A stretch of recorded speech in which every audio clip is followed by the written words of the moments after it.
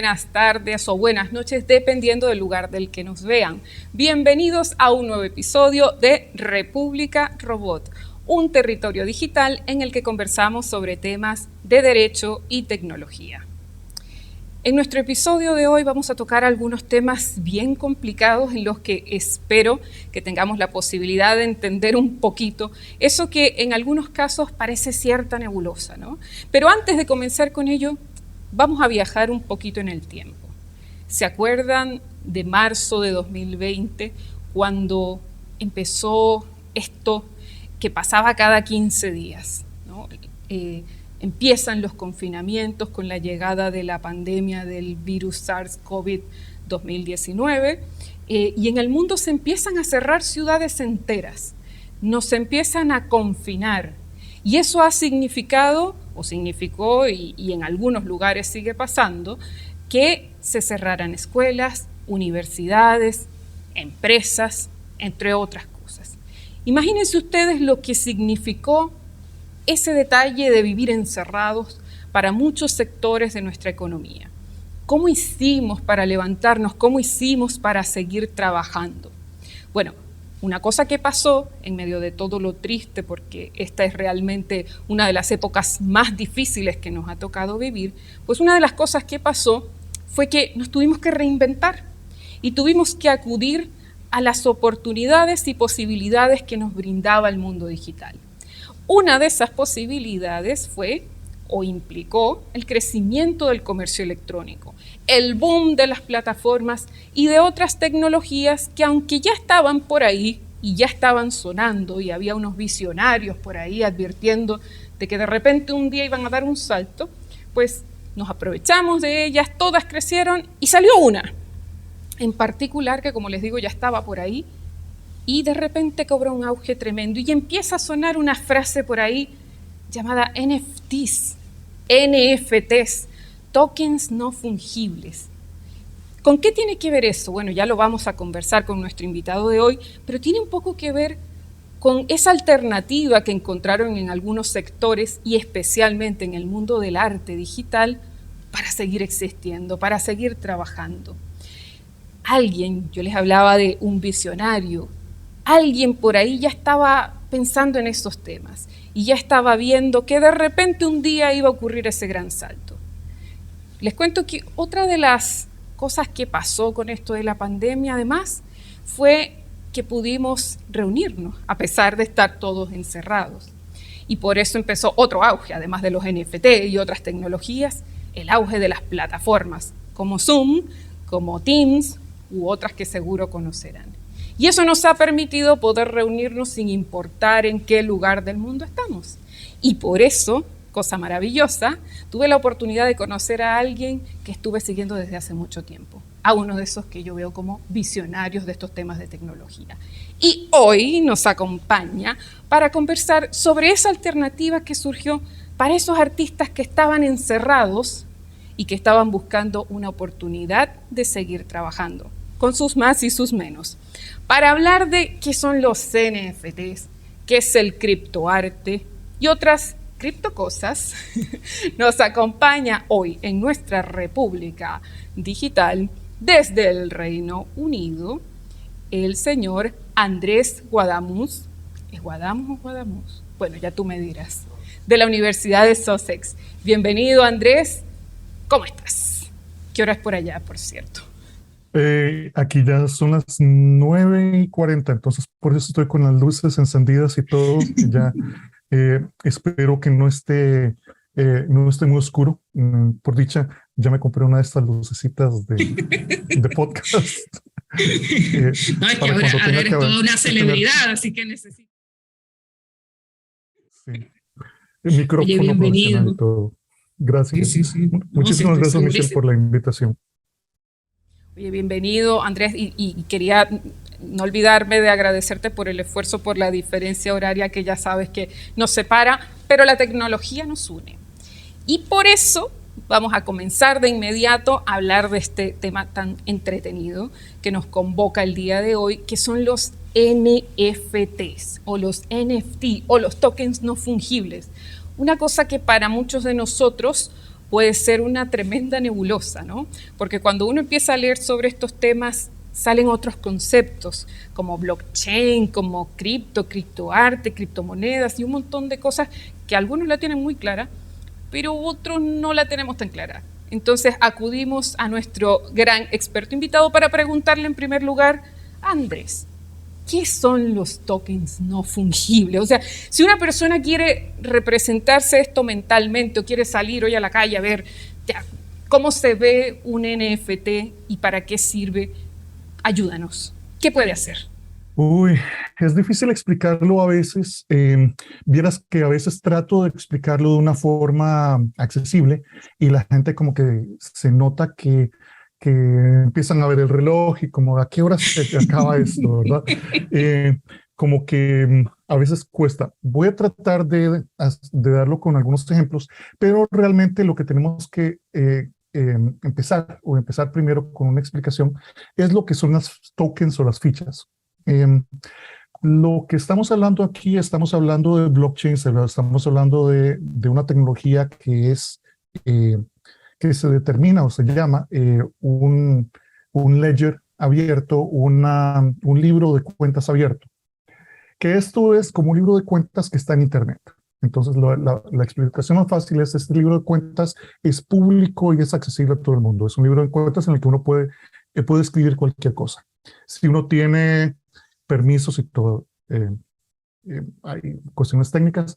Imaginemos que ese es un libro de cuentas o hasta un libro como de notaría que está en Internet y yo puedo escribir algo. Y en ese libro yo puedo escribir bastantes cosas. O sea, puedo escribir acerca de, puedo escribir un contrato. De hecho, existe la posibilidad de hacer contratos.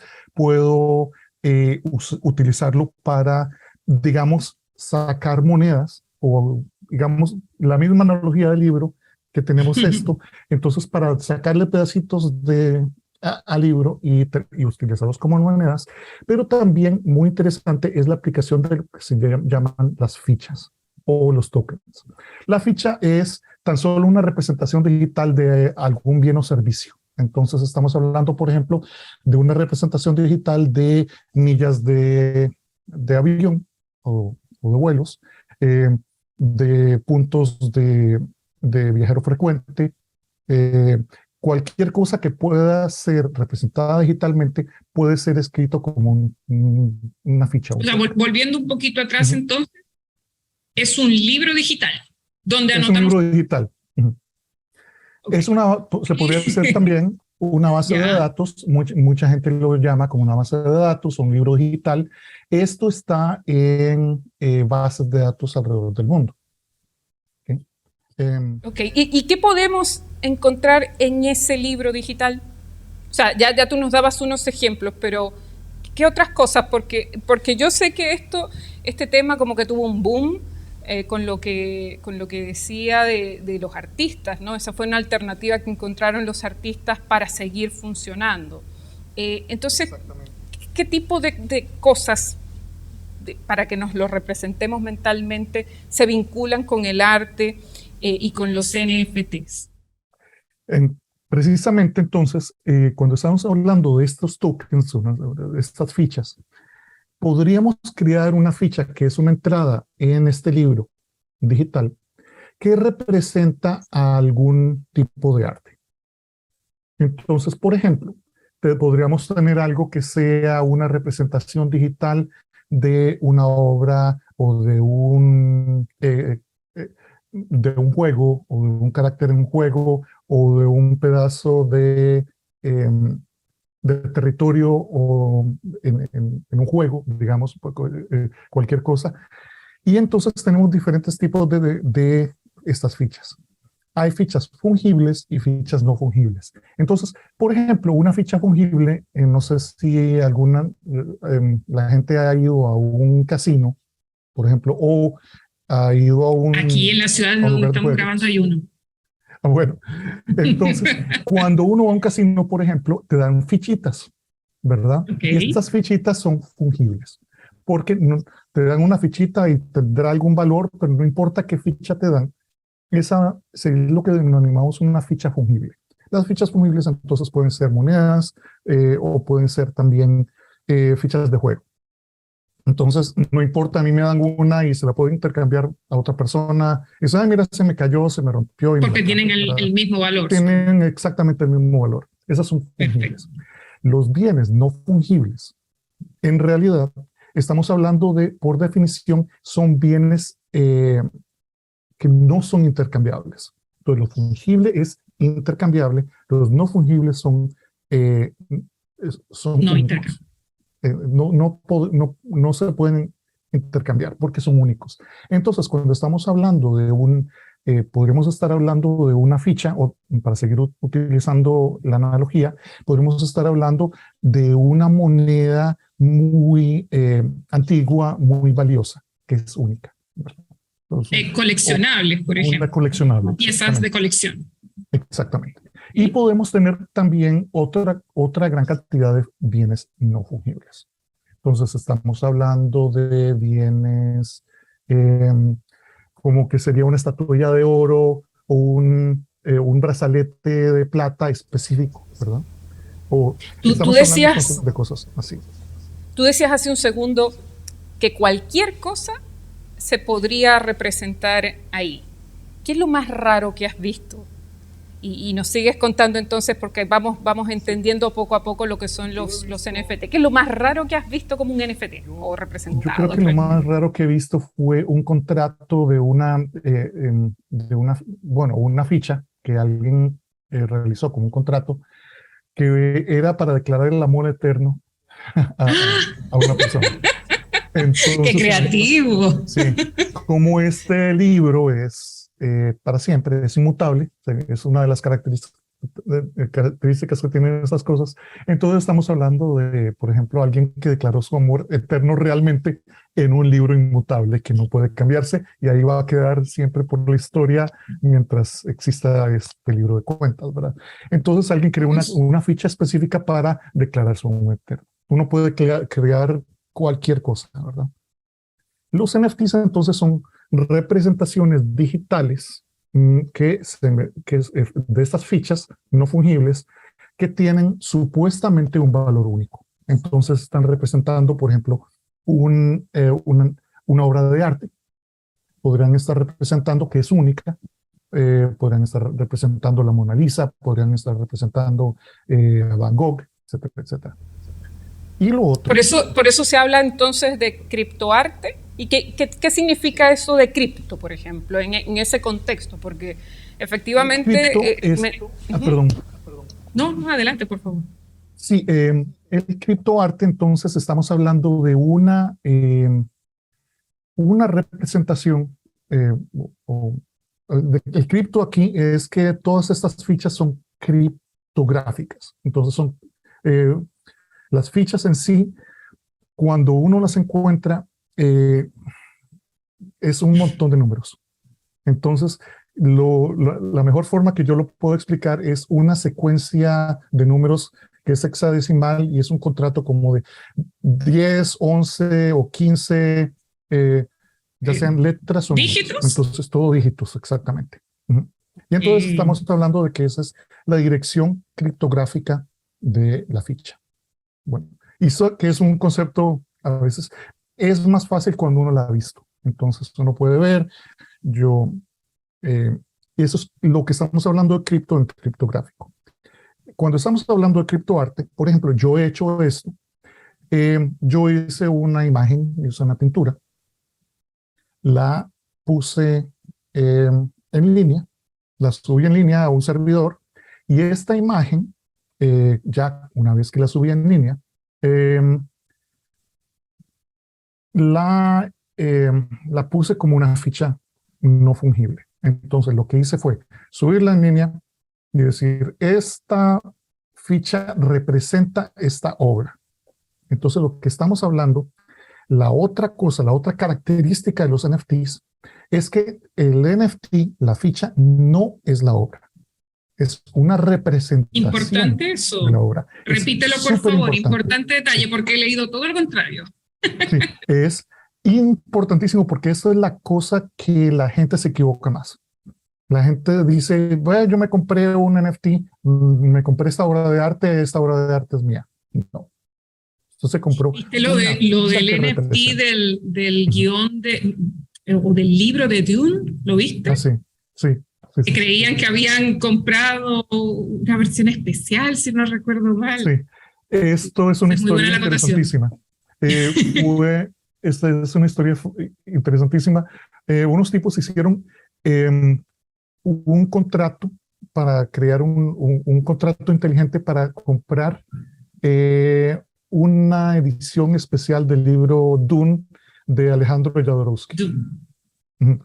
Que Alejandro Jodorowsky quería sacar su versión de Dune en los años 70, iba a poner a Dalí como actor, y, iba a tener a Orson Welles, eh, y Era la gastó una super versión, millonada, sí. sí, una versión, y entonces él sacó un libro de arte, que solo existen 20 copias en el mundo, ¿verdad? Entonces tiene un gran valor, pero estos tipos vieron que iba a estar a la venta, hicieron un contrato inteligente.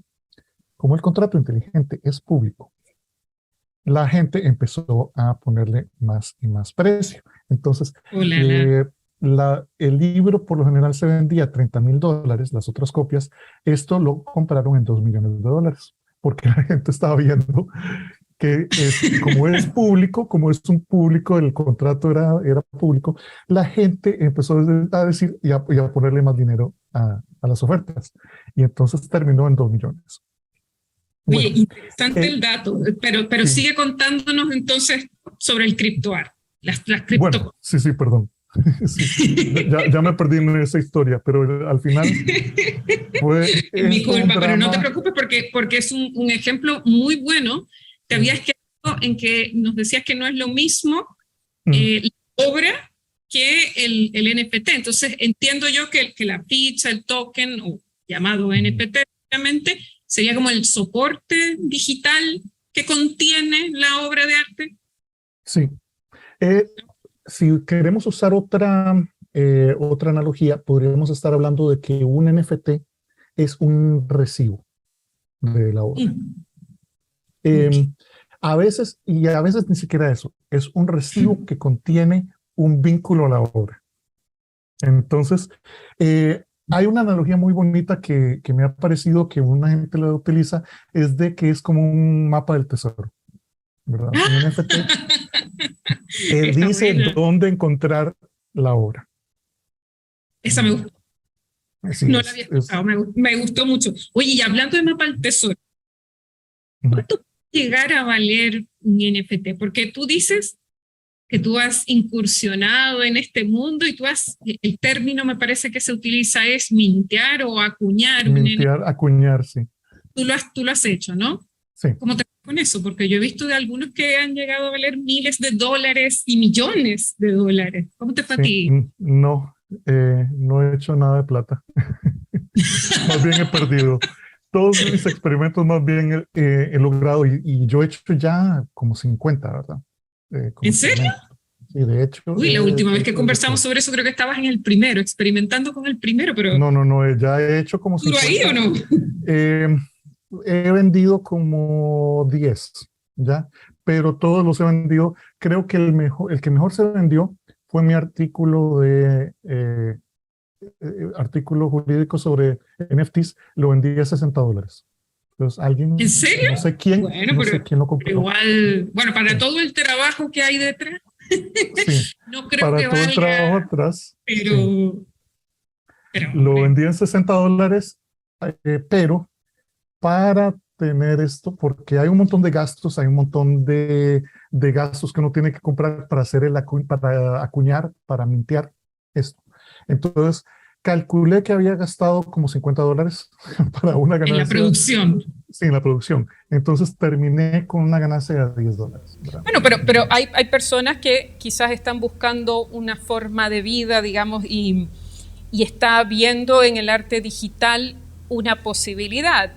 ¿Tú crees que, porque tú eres abogado, yo también, profesor, investigador, yo también, yo lo más lejos que he llegado es, por cierto, les presento mi Dalí original, esta polera la hice entre comillas, yo, con inteligencia artificial. Eso es lo más lejos que he llegado yo. Voy a incursionar siguiendo tus pasos a acuñar NFTs. Vamos a ver cómo me va con eso y te cuento en una próxima invitación. Pero ¿podría alguien, según tu experiencia, dedicarse a vivir de eso, de acuñar NFTs, de crear arte digital? ¿Eso es un negocio o un oficio viable, digamos, en estos tiempos en los que estamos buscando reinventarnos porque volvemos a la pandemia, nos golpeó mucho? Entonces hay que reinventarse, hay que estar ahí en el mundo digital. ¿Esa es una vía según tu experiencia o no? Bueno, yo creo que eso depende. Hay gente que ha hecho plata, eso no lo puedo negar, nadie lo puede negar.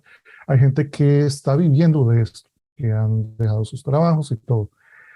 La realidad es que para la mayoría de la gente, y esto ya hay datos, hay artículos, hay análisis, por ejemplo, hay un análisis de un artículo de la revista Nature científica que analizó miles y miles y miles de NFTs y se dieron cuenta de que 75% de los NFTs se venden a menos de $15. Esa es mi experiencia. Como te había dicho, vendí uno a $60, pero la mayoría que he logrado vender, los he vendido por lo general menos de $60. Porque ese artículo es muy bueno, vale decir. Después sí, dejamos en los comentarios de nuestras redes sociales el enlace.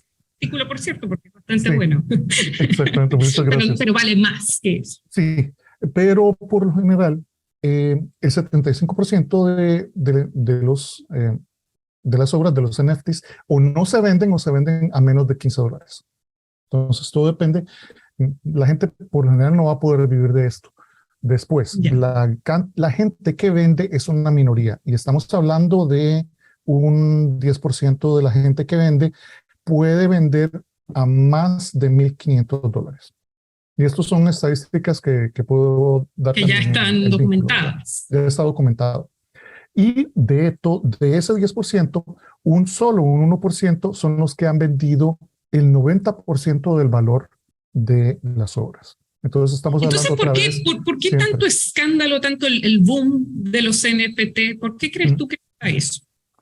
Bueno, hay bastantes razones. Principalmente, uno ve que una persona vendió algo por 60 millones, 5 millones, 6 millones. Un tuit por creo que casi $3 millones. Sí, exactamente. Entonces, la gente dice, bueno, me quiero meter a esto. Ya me voy a hacer rico y me voy a hacer de plata. Entonces, existe bastante lo que se llama el fear of missing out, el FOMO. ¿En español? En español es el miedo de perder, el miedo de perder una oportunidad, digamos. El miedo de que todo el mundo se está haciendo millonario y vos sos el único que se está haciendo millonario. Yo también tengo ese miedo. Entonces eso hace que mucha gente se meta y diga, bueno, me voy a hacer millonario, voy a invertir. Y es una inversión. Hay que, como te está diciendo, hay un montón de gastos. Hay ciertas plataformas en las que uno puede hacerlo gratis, pero no tienen tanto caché, no tienen tanto... claro, por lo tanto no te van a pagar lo que tú esperarías, ¿no? Legítimamente, digamos. Entonces hay unos riesgos. Hay bastantes riesgos. Hay unas que son baratísimas, que las que uno gasta casi nada, pero nada se vende, ¿verdad? Entonces estamos con esto. La gente puede meterse, puede realizar... hay gente que, y no quiero decir que no, hay gente que hace plata. Hay gente que le ha ido súper bien, hay artistas que le ha ido súper bien, pero como en todo, estamos hablando de gente que, por ejemplo, estamos hablando de personas como artistas que uno está pensando, bueno, es que sí, me voy a hacer millonario porque este músico colombiano se fue a Miami y pegó. ¿Verdad? Bueno, de hecho, Tarantino había anunciado, no sé en qué quedó eso, no sé si tú sabes, Tarantino había anunciado que iba a convertir en NFT, me parece que era el guión de Pulp Fiction, y lo demandaron. Sí, lo demandaron. Entonces esa es la otra cosa, los riesgos que existen ahora también. El riesgo de que para los artistas realmente, te voy a decir, para un artista no hay tanto riesgo. porque uno no está enajenando los derechos de autor. Entonces, una de las cosas que sucede, como uno no está vendiendo la obra, uno no está vendiendo un recibo, un enlace, recibo de la como obra, nos decías, un enlace, ¿no? el El mapa, mapa del tesoro. sí. Entonces, la gente no está comprando los derechos de autor de la obra, entonces el artista mantiene todos sus derechos de autor. Y eso es, para un artista, perfecto. Me pagaron $5 millones por un vínculo. Entonces, claro. Y a ver quién los paga, ¿no? Pero siempre hay alguien, sobre todo en el mundo de los coleccionistas, siempre hay alguien dispuesto a pagar, y si hay alguien dispuesto a pagar, obviamente alguien va a estar dispuesto a cobrar. Para darte un ejemplo, cuando Jack Dorsey vendió su tweet, el primer tweet de Twitter del mundo, Sí. Él no vendió obviamente el tweet. El tweet está ahí todavía, el tweet existe, ¿verdad? En Twitter. Claro, eso es lo que quieres decir con que no hay una enajenación, digamos. Exactamente. Entonces, el comprador lo que compró fue un recibo. Cuando el comprador lo compró por 2 millones y algo, ¿verdad? Trató de venderlo hace un mes y lo más que le ofrecieron fueron $4,000. $4,000. Oh, la. Ok. Entonces, bueno, al final... no es realmente un buen negocio, no lo no es un negocio, entonces él se quedó ahí se quedó con esto, porque el valor, la gente ya se empezó a dar cuenta, bueno, ¿qué me estoy comprando? ¿Me estoy comprando el tweet? No, ahí está, ahí existe todavía. Entonces, vamos a ir cerrando algunas ideas porque se nos está acabando el tiempo. Aquí el tiempo se vuelve nada con tantas cosas que queremos aprender. Hay que recordar que muchos de los temas que nosotros traemos a nuestro programa se mueven en este mundo de lo que llaman algunos tecnologías emergentes, en algunos casos tecnologías disruptivas. Pero la característica principal de eso de emergente es que hay muchas cosas que todavía no están del todo claras, o que hay mucha confusión, que hay mucho desconocimiento en algunos casos por algunos sectores, ¿no? Entonces, ese tipo de confusión genera ciertas especulaciones, y yo creo que eso es lo que en algunos casos justifica esas cifras exorbitantes que vemos en torno a algo que no se está muy claro qué es lo que se está adquiriendo en estos casos, por ejemplo, de algunos NFT. Y mientras se va despejando esto, la gente se va enterando realmente de qué es lo que adquiere. Pero alguien que ha estudiado, como les decía al inicio, profundamente esto, es nuestro querido invitado Andrés, el profesor Andrés Guadamuz. Andrés, yo preguntaba, ¿es Guadamuz o Guadamuz? Porque a veces te llaman de un modo u otro. Sí, no, Guadamuz. Ya, perfecto. Andrés, danos un consejo. Esto es importante porque lo que te quería preguntar era, ¿dónde podemos seguir leyéndote? ¿Dónde podemos encontrar esas reflexiones que nos cuentas? Si alguien quiere aprender un poco más, yo sé que tú escribes normalmente en inglés, pero no importa, en inglés o en español, aunque en nuestra república tratamos de acercarnos a estos temas en español porque sabemos que a veces escasean. Pero no importa, tú dinos tus redes sociales, las que nos quieras o nos puedas compartir. Me parece que tienes un blog. Cuéntanos, ¿dónde puede leer a alguien que quiera enterarse un poco más sobre estas cosas tan interesantes que nos comentas? Bueno, muchas gracias. Tengo bastante presencia en línea, a veces la gente podría decir que demasiada presencia en línea. Todos mis artículos están en línea, acceso abierto. Eso es una cosa que yo creo bastante, gratis, acceso abierto.